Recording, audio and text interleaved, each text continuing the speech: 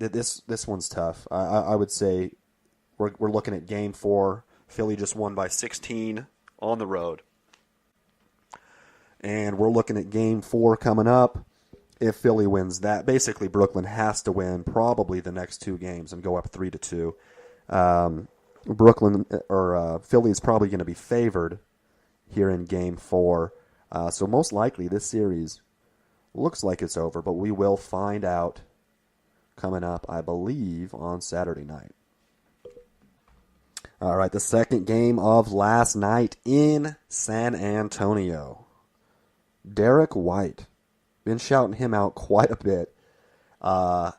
G League Player of the Year, or G League MVP. He has a career high 36 points at home in 33 minutes. 15 for 21 from the field. 5 rebounds, 5 assists. I saw, as far as Spurs players go, the only players ever to have 35, 5, and 5 for the Spurs are Derrick White, Tony Parker, and Tim Duncan.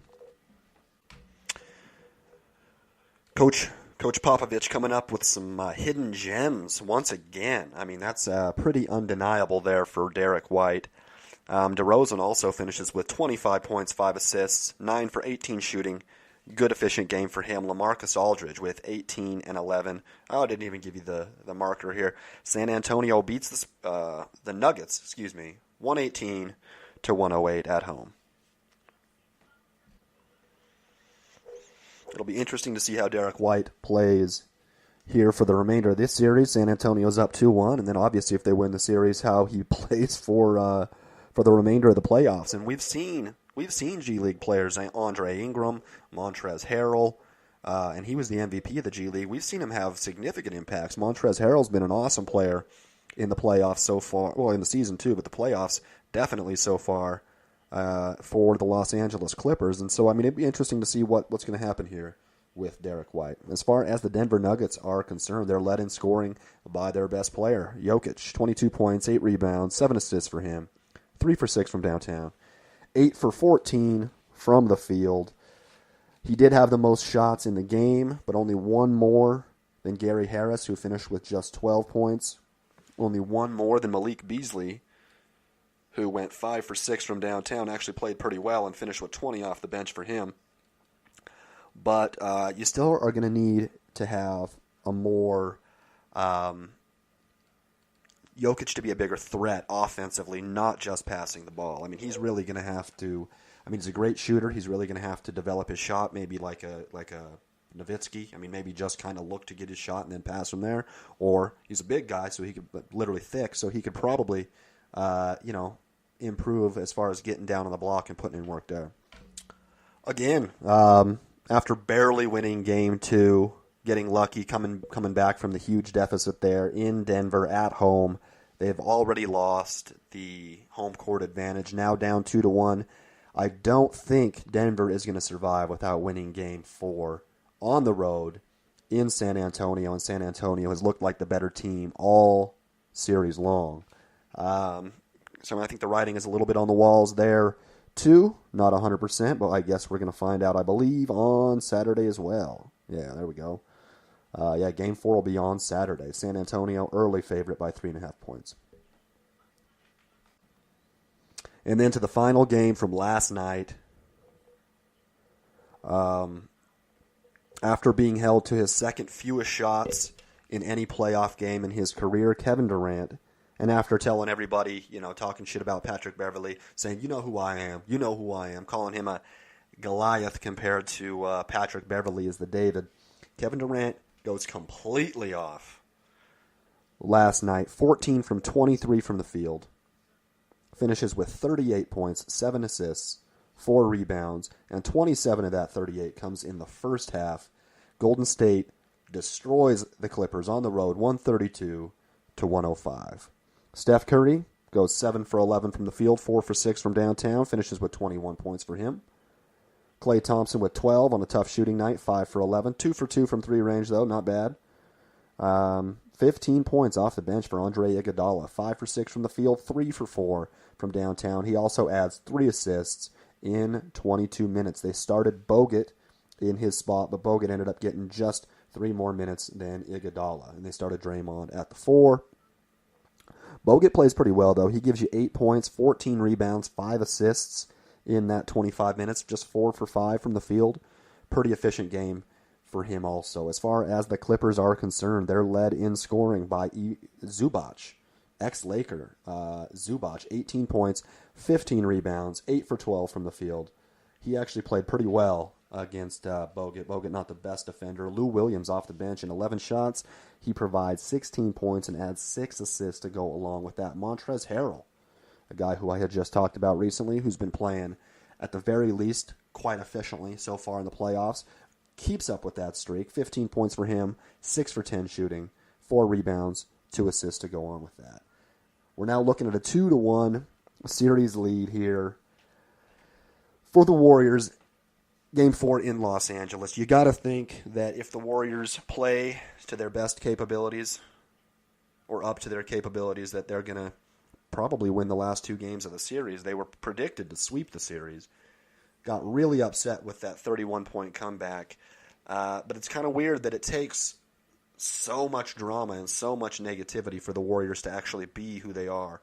I'd be worried about that moving forward unless they, I think that this will probably be enough fuel for them to get through the first round or the first series.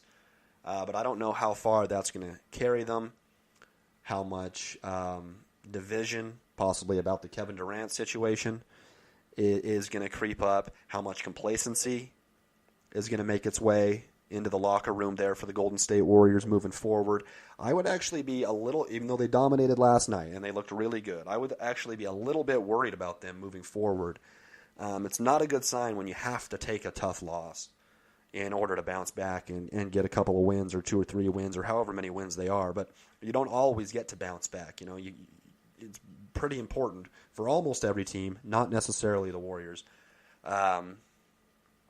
to put forth your best performance. Definitely for a team like the Clippers or like the Jazz, you put forth your best performance every single night. Otherwise, you're not going to win the championship.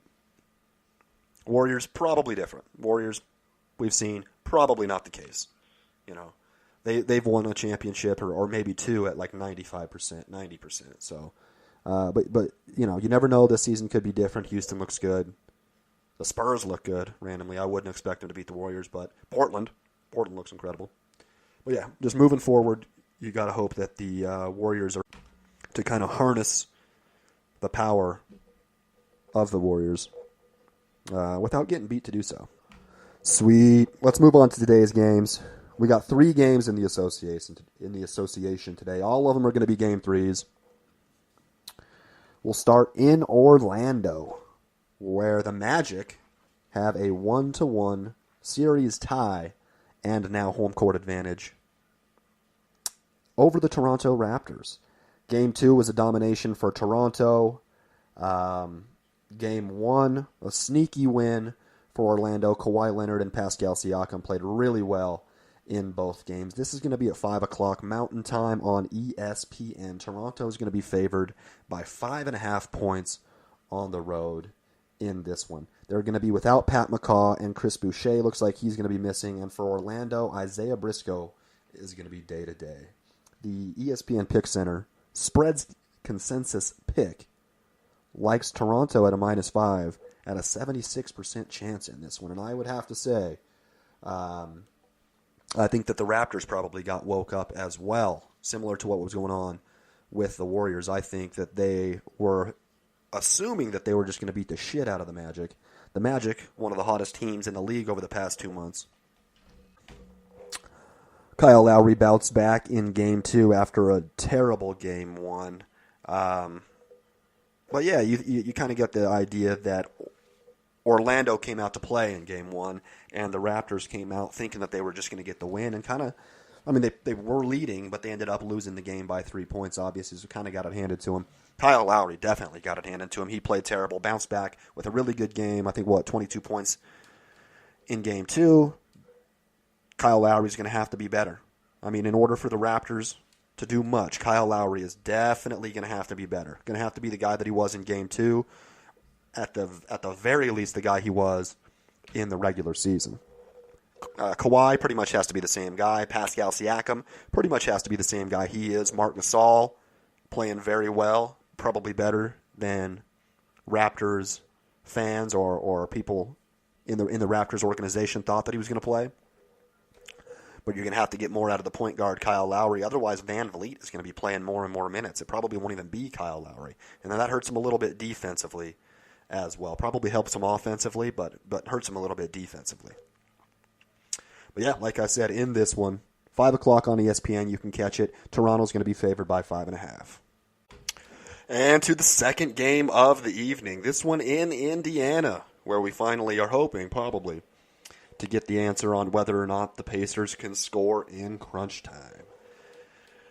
The Pacers down 2-0 are going to be hosting the Boston Celtics here in this one. It's at 6:30 p.m. on ABC. I don't know if I already said that. Each team is going to have all of their players available, obviously with the exception of Victor Oladipo for Indiana. And I'm not sure about Marcus Smart. I guess he wasn't even on the playoff roster yet. I don't know, because I don't think he's going to be playing. Indiana's had a lead in both of the either halfway point or late in the game in both of the first 2 games. That's got to be promising if you're a Pacers fan. That's also got to be extremely disappointing that they're 0-2 in those 2 games if you're a Pacers fan. This is a must-win game, absolutely, for Indiana. They're not going to be able to come down from an 0-3 deficit in this one. Just not able to play at a high enough offensive level to be able to do that. I do like their chances to win the game here, though, in this one.